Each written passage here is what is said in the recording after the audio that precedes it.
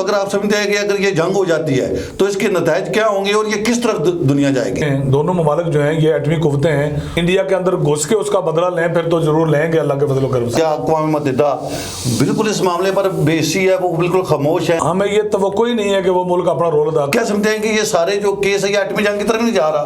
India जो है जो कर रहा है वो एटमी जंग को ही दावत दे रहा है।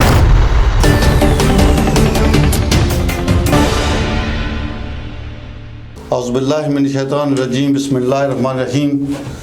नाज़रीन, आज के आगाही प्रोग्राम मुकाबल में हमारे साथ एक ऐसी शख्सियत मेहमान है जो किसी तारफ़ के मताज नहीं, वो न सिर्फ ज़रा बिम्बर में बल्कि पूरी रियासत के अंदर एक अपना ख़ास और मुनफरद मकाम रखते हैं।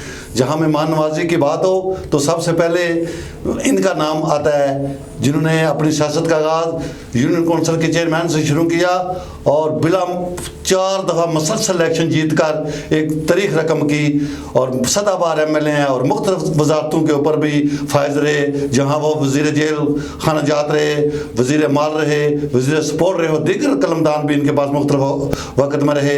और आज हमारे इस प्रोग्राम में ये मेहमान हैं चौधरी अलीशान सोनी साहब। चौधरी अलीशान सोनी साहब, हम आपको प्रोग्राम में खुश आमदीद कहते हैं। आप यहाँ पर तशरीफ़ लाए, आपका बहुत बहुत शुक्रिया।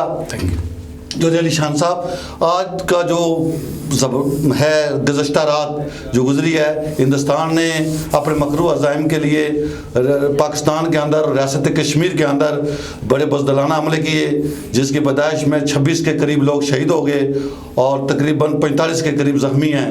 इसके ऊपर आप क्या समझते हैं कि हिंदुस्तान ऐसी कार्रवाइयाँ करके क्या करना चाहता है और वो क्या पैगाम देना चाहता है?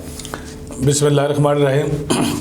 सबसे पहले तो मैं आगाही टीवी की टीम का आपका शुक्रिया अदा करता हूँ कि आपने आज के इस दिन जब इंडिया ने पाकिस्तान के अंदर और आज़ाद कश्मीर के अंदर अपने मकरू अज़ाइम की तकमील के लिए रात नहते कश्मीरियों पे और नहते पाकिस्तानी अवाम पे, नहते शहरियों पे हमला करके एक घिनौनी और घटिया हरकत की, इस मौका पे आपने मुझे गुफ्तगू के लिए बुलाया। मैं आपका शुक्रिया अदा करता हूँ, पूरी टीम का शुक्रिया अदा करता हूँ। बहुत शुक्रिया। असल ये है कि इंडिया से इससे कोई मकासद हासिल नहीं करना चाहता। इंडिया के नसीब में और मुकद्दर में जब रसवाई है और उसके नसीब में जब पसपाई है, और ये चूँकि वो मकार दुश्मन है तो मकार दुश्मन ने इसी तरह जो है वो रात को चालाकी के साथ, चुपके के साथ और बेईमाना तरीके से नहते कश्मीर लोगों पे, नहते वहाँ पे बेगुनाह लोगों पे हमला करना होता है। तो जो रसवाई उसको इस हमला से पूरी दुनिया के अंदर, पूरी दुनिया ने इसकी मजम्मत की है और हम भी मजम्मत करते हैं। और फिर जिस तरह मसल्ह अफवाज पाकिस्तान ने और हमारी एयरफोर्स ने उसका जवाब दिया है, उनके त्यारे मार गिराए हैं जिन पर उनको बड़ा मान था, उनको उस मान को हमारी मसल्ह अफवाज पाकिस्तान ने, हमारी एयरफोर्स ने बहादुरी के साथ, हमारे हीरोज़ ने जिस तरह उस गुरूर को और मान को खाक में मिलाया है, मैं ये समझता हूँ कि ये वो रसवाई उनके नसीब में थी जिसकी वजह से उन्होंने ये हरकत की है। चौधरी अलीशान सोनी साहब, ये बात आपकी ठीक है कि ये उनकी रसवाई है, लेकिन ये देखें जी, बड़ा नाजुक सा मामला है कि दोनों एटमी ताकत है और एक ऐसे वक्त पर हिंदुस्तान जो इस बेवकूफ़ाना कार्रवाइयाँ कर रहा है और जो कि किसी सूरत में भी बड़ी जंग की तरफ जा सकती हैं। तो आप क्या समझते हैं ये जो इसकी कार्रवाइयाँ हैं अभी जो हिंदुस्तान कर रहा है, रात फिर ख़तरा है, अभी कुछ हमारे दोस्तों ने इतला दिया है कि आज रात को जो है फिर दोबारा कोई ना कोई इस तरह के अटैक हो सकते हैं।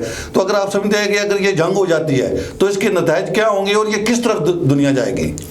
गुजारिश है जी कि आज के दौर में एक दूर दराज जंगल में बैठा हुआ आम आदमी, देहाती बंदा जो है, वो भी ये समझ सकता है कि ये दोनों एटमी कुव्वतें हैं, दोनों ममालिक जो हैं ये एटमी कुव्वतें हैं और खुदा न खास्ता जंग छिड़ने से पूरे जनूबी एशिया का अमन जो है, बल्कि पूरी दुनिया का अमन जो है वो दाव पर लग सकता है।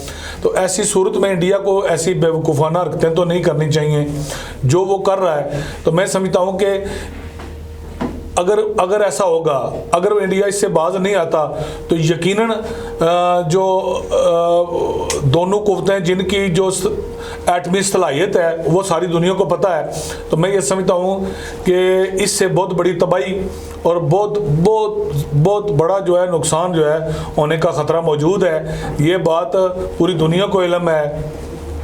मैं समझता हूँ कि जिन ममालिक को, हमारे जो दुनिया के अंदर जो बड़े ममालिक हैं, तरक्की याफ्ता ममालिक हैं, जिनको ये पहले से इल्म है कि इंडिया ऐसी हरकतें इसी वजह से कर रहा है और इससे बहुत बड़ा नुकसान होगा। मैं ये समझता हूँ कि उनको इसको बाज रखने के लिए अपना असर रसूख इस्तेमाल करना चाहिए था, जो वो रखने में नाकाम रहे। तो आज भी अगर इसको रोका नहीं जाएगा तो पाकिस्तान तो अल्लाह के फजल करम से फिर ज़रूर रोकेगा। वो एटमी हमला करके रोके, वो लोग पूरे के पूरे पाकिस्तानी कौम, जो 26 करोड़ अवाम है और आज़ाद कश्मीर में बसने वाले कश्मीरी जो हैं, वो अपनी जानों का नजराना पेश करके मुजाहिद बन के इंडिया के अंदर घुस के उसका बदला लें, फिर तो जरूर लेंगे अल्लाह के फजल करम से। अलीशान सोनी साहब, ये आपकी बात बिल्कुल दुरुस्त सिमत में आपने बात की है, लेकिन मामला यह है कि आलमी दुनिया, अमेरिका जो दुनिया का बड़ा नामनाद इंसानी हकूक़ का अलमबरदार है, आप देख रहे हैं कि या अक़वाम मुत्तहिदा बिल्कुल इस मामले पर बेसी है, वो बिल्कुल खामोश हैं। वो बिल्कुल पाकिस्तान या हिंदुस्तान से जंग रुकवाने के लिए आज तक अभी तक उन्होंने कोई संजीदा कोशिश नहीं की।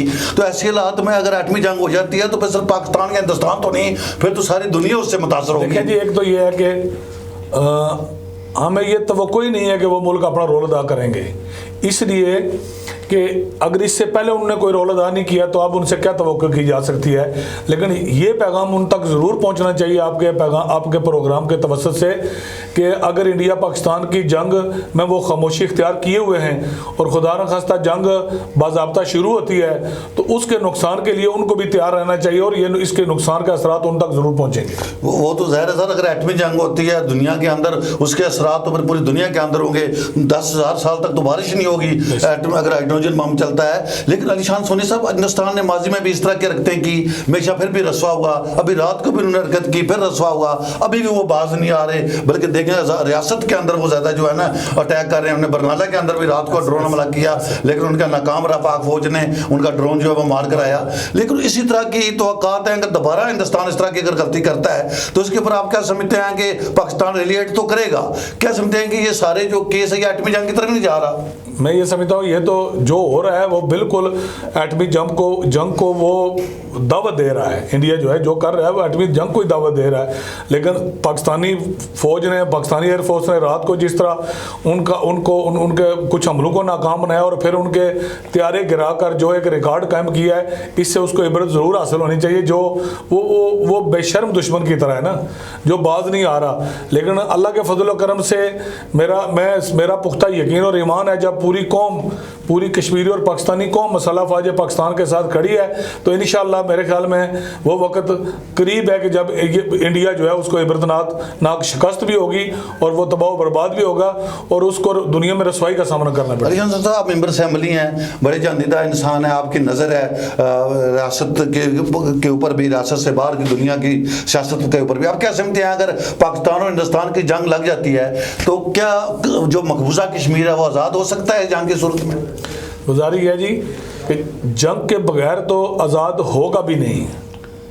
जो मकबूजा कश्मीर के लोगों ने जानों के नजराने पेश किए, शहादतें पेश की और हमारी माओं बहनों ने अपने नौजवान भाइयों और बेटों को जिस तरह इस रियासत पर कुर्बान किया और भारतीय फ़ौज के जुल्म और बर्बरियत का निशाना बने रहे, मैं ये समझता हूँ कि एक वक्त तो ज़रूर आना है कि इंडिया से बज़ोर बाजू और ताकत के ज़रिए, कुव्वत के ज़रिए ये कश्मीर हासिल किया जाए और लोगों को, जो वहाँ के हमारे माएँ बहनें और कुर्बानियाँ देने वाले हमारे बुज़ुर्ग और दोस्त हैं, उनको ये आज़ादी देखनी नसीब हो। अलीशान सोनी साहब, आपसे आखिर में बस इतना मैं जानना चाहूँगा कि आपका पाक फौज के लिए इस वक्त और अवाम के लिए क्या पैगाम है बतौर मेंबर असेंबली?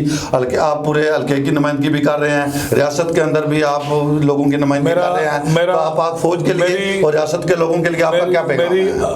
अपने आज़ाद कश्मीर के तमाम आज़ाद कश्मीर के लोगों से ये दरख्वास्त है कि इस मौका पर वो अपनी मसल्ह फ़ौज पाकिस्तान के साथ शाना बिशाना खड़े रहें। और आज वक्त है कि हमने अपनी फ़ौज को मॉरली स्ट्रेंथन करना है, उनके मोराल को अप करना है, उसको मजबूत देखना है। और मजबूत देखने के लिए हमें फ़ौज से एक कदम आगे बढ़ के अपनी जानों की परवाह किए बगैर आगे खड़े होना है। फ़ौज के साथ शाना बिशाना खड़े होकर इंडिया के ख़िलाफ़ लड़ना है, शहादतें देनी हैं, कुर्बानियाँ देनी हैं और उसको तबाह बर्बाद करने के लिए अपनी अपनी अपनी जान माल हर चीज़ कुर्बान करनी है।